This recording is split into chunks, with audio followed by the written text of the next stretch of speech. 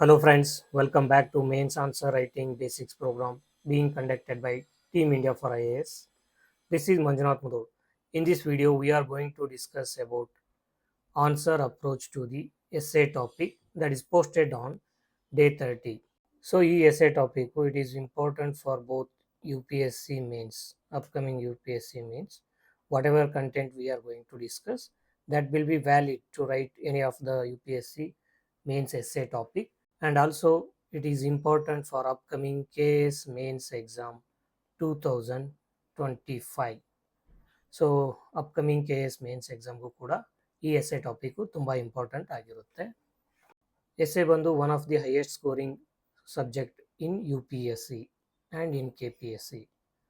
So ಯಾರು ಎಸ್ಸೆನಲ್ಲಿ ಒಳ್ಳೆ ಮಾರ್ಕ್ಸ್ ತೆಗಿತಾರೆ, they have very high probability of getting good rank. So essay marks, it elevates your overall score and it helps you in getting good rank, good service and good cadre. Coming to the day 30 essay topic, economic progress cannot come at the cost of democracy and civil liberties. So this topic, it is linking economic progress with democracy and civil liberty. So whether economic progress, it can happen at the cost of democracy and civil liberties, or economic progress and democracy and civil liberties, they can go hand in hand. So that is the crux of the topic. So topic ಏನು ಹೇಳ್ತಿದೆ, economic progress achieve ಮಾಡಬೇಕಂದ್ರೆ ನಾವು democracy ಮತ್ತು civil ಲಿಬರ್ಟಿನ sacrifice ಮಾಡಬೇಕಾ, ಅಥವಾ democracy ಮತ್ತು civil liberties whether they will contribute to the economic progress of any country ಅಂತ ಕೇಳ್ತಿದ್ದಾರೆ. So ಇಲ್ಲಿ ನಾವು ಎಸ್ಸೆ ಬರೀಬೇಕಾದ್ರೆ ಎರಡು ಪರ್ಸ್ಪೆಕ್ಟಿವ್ ಆಫ್ ಎಸ್ಸೆ ಟಾಪಿಕ್ನ ಅಡ್ರೆಸ್ ಮಾಡಬೇಕಾಗತ್ತೆ. ಫಸ್ಟ್ ಯಾವ ರೀತಿ ಹೇಳೋದಂತಂದರೆ, economic progress can be achieved by sacrificing democracy and civil liberties ಅಂತ ಹೇಳಿ ಅದಕ್ಕೆ ಎಕ್ಸಾಂಪಲ್ಸ್ ಕೊಡಬೇಕು. ಅದಾದಮೇಲೆ ಎಕನಾಮಿಕ್ ಪ್ರೋಗ್ರೆಸ್ ಆಗಲಿಕ್ಕೆ ಡೆಮೋಕ್ರಸಿ ಮತ್ತು ಸಿವಿಲ್ ಲಿಬರ್ಟಿ ಎಷ್ಟು ಇಂಪಾರ್ಟೆಂಟ್ ಅಂತ ಹೇಳಬೇಕು. ಸೊ ಯಾವ ರೀತಿ ನಾವು ಡೆಮೋಕ್ರಸಿ ಮತ್ತು ಸಿವಿಲ್ ಲಿಬರ್ಟೀಸ್ನ ಅಪ್ಹೆಲ್ಡ್ ಮಾಡಿದ್ರೆ ಎಕನಾಮಿಕ್ ಪ್ರೋಗ್ರೆಸ್ ಆಗೋದ್ರ ಜೊತೆಗೆ ಓವರಾಲ್ ಡೆವಲಪ್ಮೆಂಟ್ ಯಾವ ರೀತಿ ಆಗುತ್ತೆ, ಸಸ್ಟೈನಬಲ್ ಡೆವಲಪ್ಮೆಂಟ್ ಯಾವ ರೀತಿ ಆಗುತ್ತೆ, ಅದನ್ನು ಎಕ್ಸ್ಪ್ಲೇನ್ ಮಾಡಬೇಕಾಗತ್ತೆ. So this way we should approach the essay. Now we will discuss the approach to the essay topic that we have discussed so far. So ಯಾವ ರೀತಿ ಇಂಟ್ರೊಡಕ್ಷನ್ ಬರಬೇಕು, ಯಾವ ರೀತಿ ಕಂಟೆಕ್ಸ್ಚುಲೈಸೇಷನ್ನ ಇಂಟ್ರೊಡಕ್ಷನಲ್ಲಿ ಇಂಟ್ರೊಡ್ಯೂಸ್ ಮಾಡಬೇಕು, ಥೀಸಿಸ್ ಸ್ಟೇಟ್ಮೆಂಟ್ ಯಾವ ಥರ ಇರಬೇಕು ಅನ್ನೋದನ್ನ ನಾವು ಡಿಸ್ಕಸ್ ಮಾಡೋಣ. Then after writing introduction we will discuss mainly the broader content that can be written in the essay. Then we will go for conclusion. So introduction ಅಲ್ಲಿ ಏನು ಬರಬೇಕಂದ್ರೆ contextualization ಬರಬೇಕು. So what is the context for this topic? So the context for this topic is there is a debate between economic progress and the preservation of democracy and civil liberty in modern governance. So the rapid growth of economies like China, so economies like which are ruled by communist government, so there is a rapid economic growth. So this economic growth of countries like China, it fueled the debate. So it is now raising the questions like whether economic development requires the curtailment of civil liberties and democratic processes. So that is the question, that is the context of this debate. So ನಾವು ಏನು ಬರೀಬೇಕು ಅದನ್ನೆಲ್ಲ ಬರೆದ್ಮೇಲೆ, so ಆ ಕಂಟೆಕ್ಸ್ಟ್ನ ಇಂಟ್ರೊಡ್ಯೂಸಲ್ಲಿ ಬರೆದ್ಮೇಲೆ then we should write economic progress and democracy, they are not mutually exclusive. Sustainable and inclusive development is best achieved when economic policies respect and enhance the civil liberties and democratic principles ಅಂತ ನಾವು conclude ಮಾಡಬೇಕು. So we have to take our stand after introduction itself. So there is not requirement of the sacrifice of the democratic process and civil liberties in order to achieve the economic development or economic progress ಅಂತ conclude ಮಾಡಿ, then we should address the broader perspective, multiple perspective of the essay topic.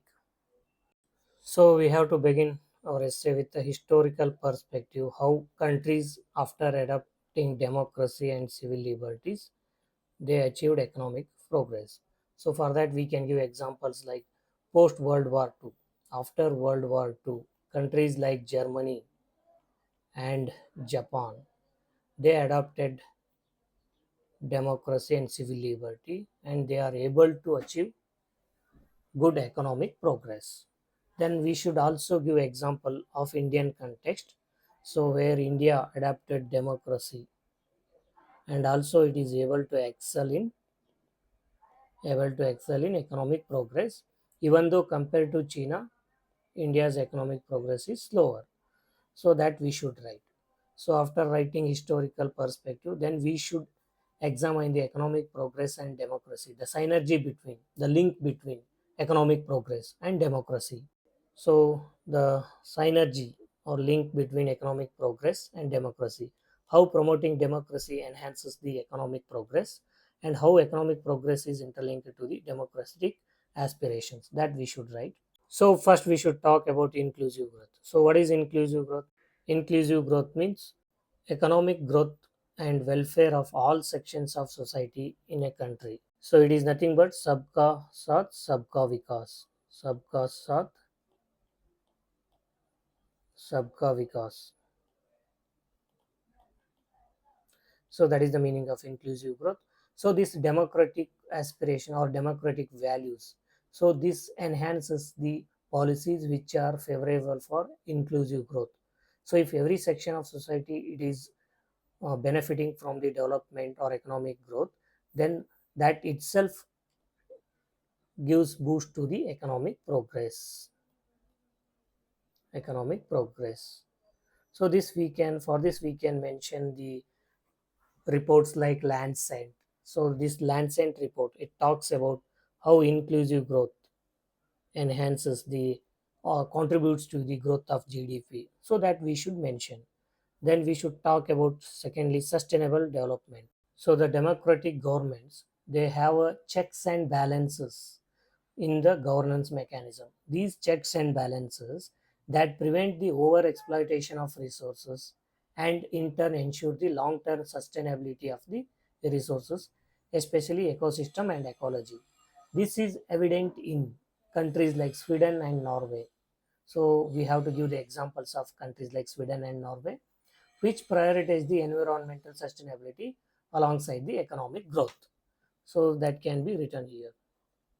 In the next part, we should explain innovation and creativity. How innovation and creativity are linked to the democracy. So the democratic environments, they encourage the freedom of expression and thought, which are critical for innovation. The success of Silicon Valley in the United States, it is directly linked to the open and democratic culture in USA. In the same way, the democratic values in India, it is developing, it is encouraging to come up with innovation and creativity in many fields. So that is making India as one of the startup hotspot in the world. Startup hotspot. So the Bangalore, the Silicon City of India, is also because of the democratic values. So these are the few dimensions that we can address to establish that democracy enhances economic growth. So apart from this, you can also write, you can come up with your own content and you can explain. So in the next part, we should establish the how costing of democracy for the sake of economic growth poses risks and the consequences associated with such economic growth that we should discuss. So the first one is authoritarian growth models. So, for example, we can cite examples like countries like China. So, such countries they achieved remarkable economic growth under authoritarian regimes. But such models they often come with at the cost of civil liberties, freedom of expression, and human rights. So, there is no scope to human rights. There is no scope to freedom of expression, and such economic growth that comes at the cost of civil liberties. Such economic growth is not pro people, it is pro government. So next we should talk about social unrest and inequality. So how sacrificing democratic values will add fuel to the social unrest and inequality in the society.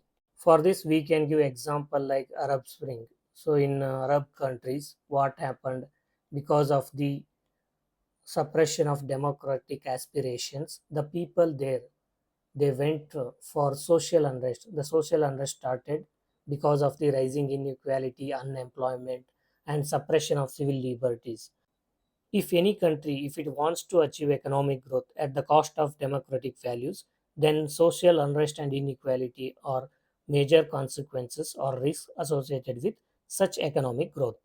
Third, we can consider the ethical considerations associated with economic growth model at the cost of democratic values. So, what are ethical considerations? Sacrificing democracy for economic growth can lead to ethical dilemmas. So, what are ethical dilemmas? Forced labor, forced labor.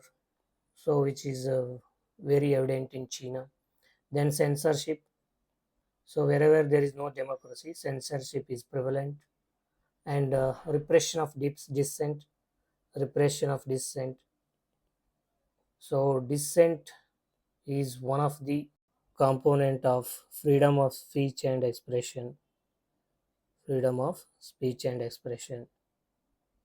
So, if any government, if it is achieving economic growth at the cost of civil liberties and democracy, then it is going to experience such a risks and consequences. So, this we should explain. So, this is three broader aspects with associated with economic growth at the cost of democracy. So you can also write your own content. So this is the major content. Apart from this, you can come up with your own content, examples, data, values, and reports. You can cite reports from Lancet. You can cite reports from World Economic Forum, World Bank. Then you can also cite reports from other international organizations. So which link the democracy with economic growth. In the next part, we should talk about how we should balance economic growth with democracy. So we should give some case study examples like India's balancing act. So how India is achieving economic growth along with democratic aspiration or democratic values. Then also we should talk about South Korea, which is a good example for democracy and economic growth. Whereas North Korea, it is a authoritarian regime. So there is no democracy in North Korea, and it is also not developing economically. That we should write. Then we should talk about the role of various institutions in a country which can enhance the economic growth, also which can provide for democratic values. We should talk about such institutions. Example, judiciary in India, election commission, which conducts free and fair election. This how this free and fair election contributes to the sound economic policies in countries like India. Then we should talk about challenges in achieving such balance. So, in order to achieve balance between economic growth and democracy, so what are the challenges? So, challenges like we will face issues like populism and economic promises. So here you can see the populist schemes. The governments will come up with populist schemes at the cost of fiscal deficit, which is unsustainable. So such populist measures, they will derail the economy of the nation,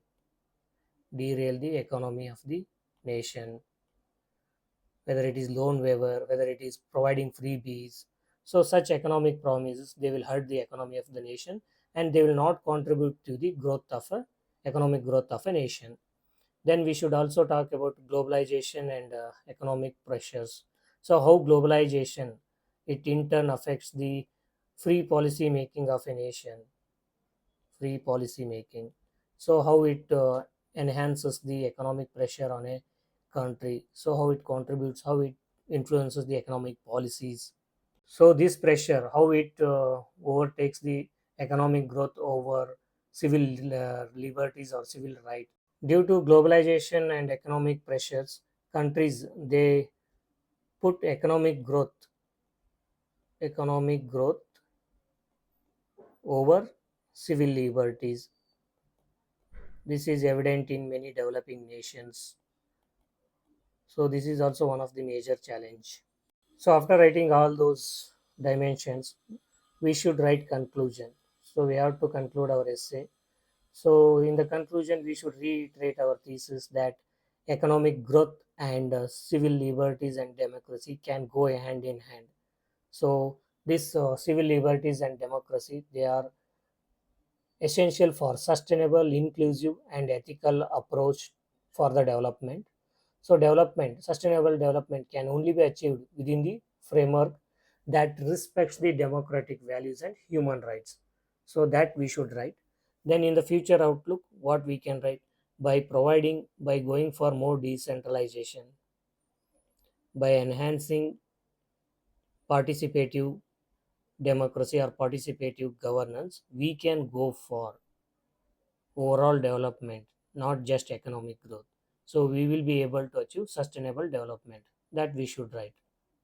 This is all about day 30 topic, essay topic, answer approach to the day 30 essay topic. We will meet again in day 31 question answer approach. Till then, happy learning.